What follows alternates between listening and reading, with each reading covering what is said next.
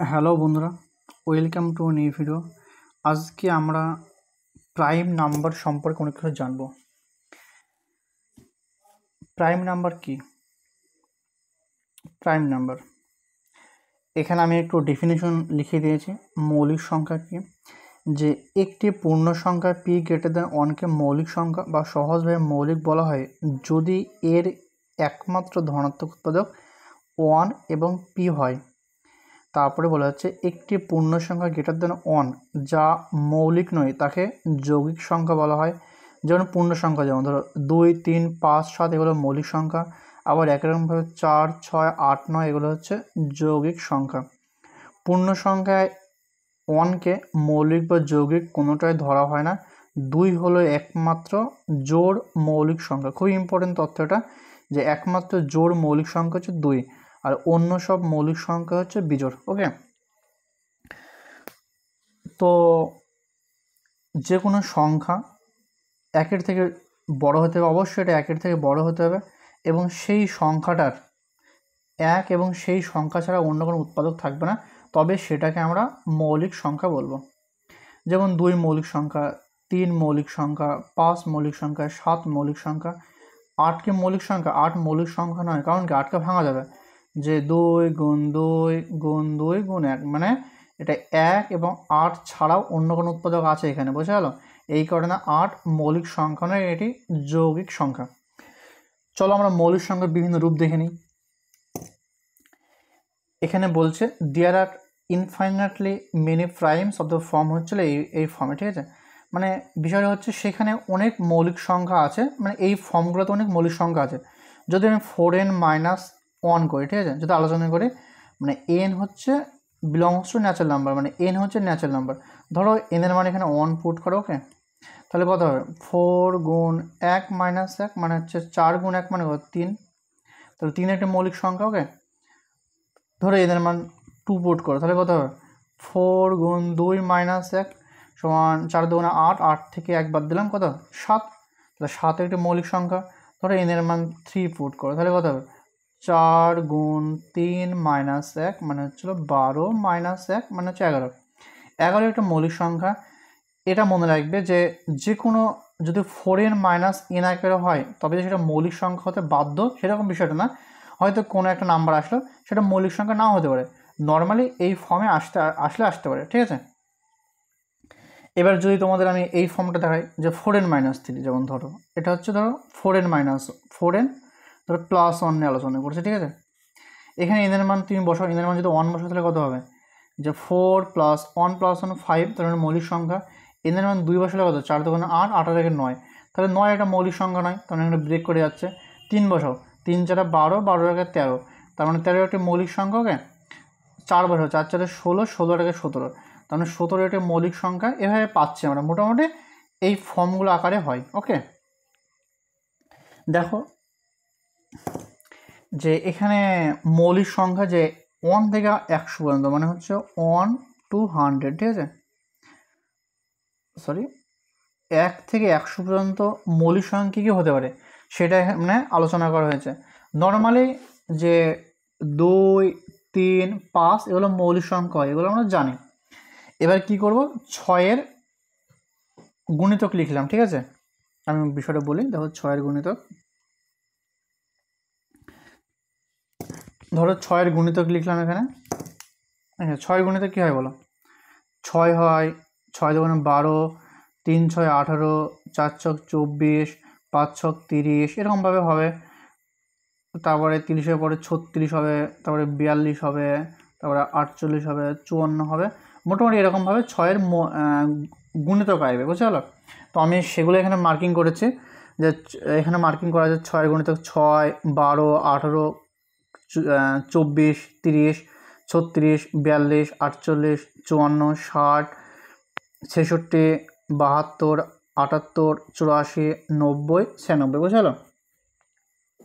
তো আমাদের এখানে দেখো যে 2, 3, 5 এই তিনটে তো মৌলিক সংখ্যায়। এবার 6-এর যেহেতু নিয়েছি 6-এর গুণিতক, তো 6-এর আগের সংখ্যাটা মানে 5, একটা মৌলিক সংখ্যা। 6-এর পরের সংখ্যাটা দেখো 7, 7ও একটা মৌলিক সংখ্যা, ওকে? 12 আগের সংখ্যা থেকে 11, 11 একটা মৌলিক সংখ্যা। 12-এর পরে 13, 13 একটা মৌলিক সংখ্যা। 18 দেখো আগে 17 এটা মৌলিক, 18 পর দেখো 19 এটাও মৌলিক, 24 আগে দেখো 23 মৌলিক, কিন্তু 24 পর দেখো 25 একটা মৌলিক সংখ্যা নয়, বুঝা গেল। 30 আগে 29 একটা মৌলিক সংখ্যা, 30 পর 31ও মৌলিক, 35 আগে 36 আগে দেখো 35 মৌলিক সংখ্যা নয়, কিন্তু 37 মৌলিক সংখ্যা।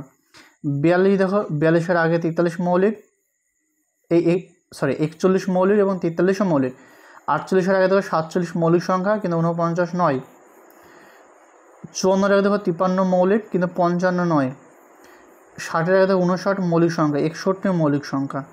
66 আগে দেখো 65 মৌলিক নয়, কিন্তু 67 মৌলিক। 72 আগে দেখো 72 আগে দেখো 71 মৌলিক সংখ্যা, আবার হচ্ছে 73 মৌলিক সংখ্যা, ঠিক আছে।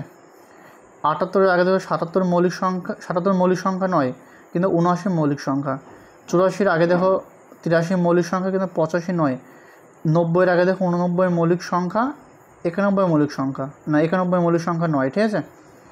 96 আগে দেখো 95 মৌলিক নয়, 97 মৌলিক সংখ্যা। মোটামুটি আমরা 1 থেকে 100 পর্যন্ত মৌলিক সংখ্যাগুলো এইভাবে ডিনোট করতে পারি। নেক্সট স্লাইডে দেখো যে প্রাইম নাম্বার বিটুইন হচ্ছে 1 to 1000, ঠিক আছে।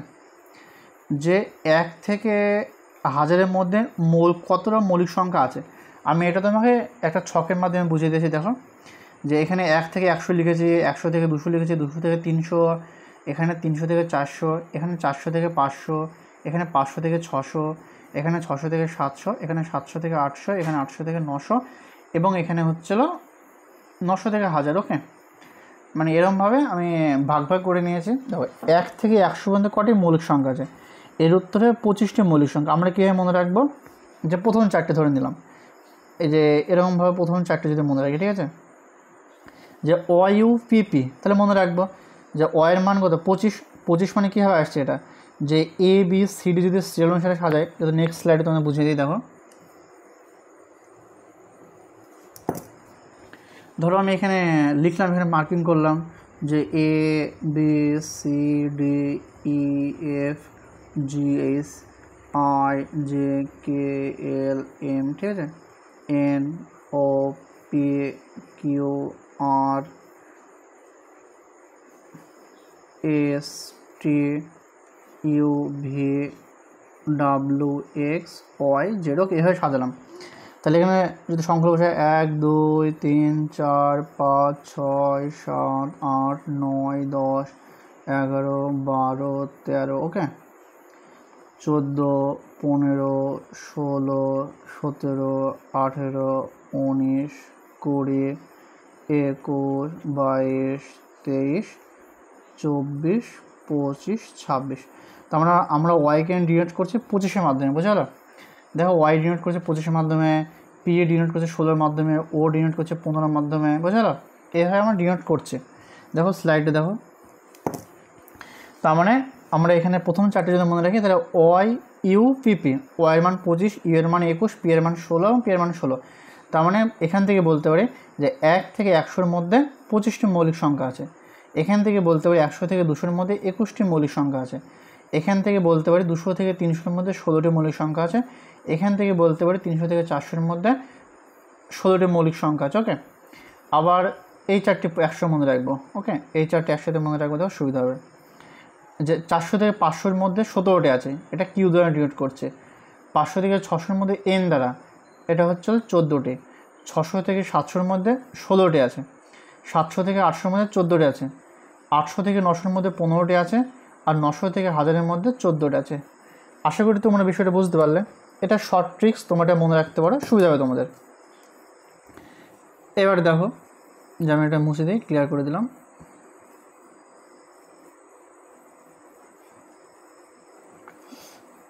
আর একটা বিষয় তোমাদের বলবো আমি, যে কোনো সংখ্যা মৌলিক সংখ্যা কিনা কী করে বুঝবো আমি, ঠিক আছে। ধরো আমি তোমাদের একটা এক্সাম্পল দিলাম, ধরো 17, ঠিক আছে। যে 17 সংখ্যাটি মৌলিক সংখ্যা কিনা কী করে বুঝবো, তাহলে এর কাছাকাছি যে বর্গ হয় সেই বর্গ নেব। 17-র আগে বর্গ কি, 17-র আগে বর্গ 16, তার মানে এটা 4 স্কোয়ার। ওকে, আর 17 পর বর্গ হচ্ছে 25, তার মানে এটা 5 স্কোয়ার। তো 17 যে আগে যে বর্গ তা সেটা তো আমাদের কোনো কাজ নেই, 17 পর যেটা বর্গ সেটা আমাদের কাজ, ঠিক আছে। এটা 17 পর হচ্ছে 25 আসছে, তার মানে এটা 5 স্কোয়ার, ঠিক আছে। এই 5টা আমাদের গুরুত্বপূর্ণ। 5-এর আগে যে মৌলিক সংখ্যা সেটা নেব। 5-এর আগে মৌলিক সংখ্যা কী আছে, 2 আছে, 3 আছে, ওকে। 5-এর আগে মৌলিক সংখ্যা কী আছে, 2 আছে, 3 আছে, আর নেই এখানে। তার মানে 17কে কি 2 দিয়ে ভাগ করা যাচ্ছে না, তাহলে 17টি মৌলিক সংখ্যা। 17কে 3 দিয়ে ভাগ করা যাচ্ছে, 3 দিয়েও যাচ্ছে না, তাহলে 17টি মৌলিক সংখ্যা, বুঝে গেল। তো এমনভাবে আমরা যে কোনো সংখ্যা ডিরাইভ করতে পারি। ধরো আমি আরেকটা কোশ্চেন নিচ্ছি, ধরো কোশ্চেন দিলাম তোমাদের এরকম ধরুন নিলাম, ঠিক আছে। ধরো 68 দিলাম, 68কে মৌলিক সংখ্যা না যৌগিক সংখ্যা কী করে বুঝবো আমরা। ধরো 68 আশেপাশে কী কী বর্গ আছে দেখো, পরে দেখো 68 আশেপাশে কি বর্গ আছে দেখো। তার মানে 8 স্কোয়ার মানে কত, 64, আর 9 স্কোয়ার মানে 81। তার মানে এখান থেকে 9 সংখ্যাটা নেব। 9-এর আগে কী কী সংখ্যা মৌলিক সেটা দেখব। 9-এর আগে মৌলিক সংখ্যা 2 একটা মৌলিক সংখ্যা, 3 একটা মৌলিক সংখ্যা, 5 একটা মৌলিক সংখ্যা, 7 একটা মৌলিক সংখ্যা, তাই তো। তার মানে বিষয়টা যদি তুমি দেখো যে 68কে কিন্তু 2 দিয়ে ভাগ করা যাচ্ছে, তার মানে 68 মৌলিক সংখ্যা হবে না। আশা করি তোমরা বিষয়টা বুঝতে পারলে। এভাবে তোমরা মৌলিক সংখ্যা হবে কিনা চেক করতে পারো।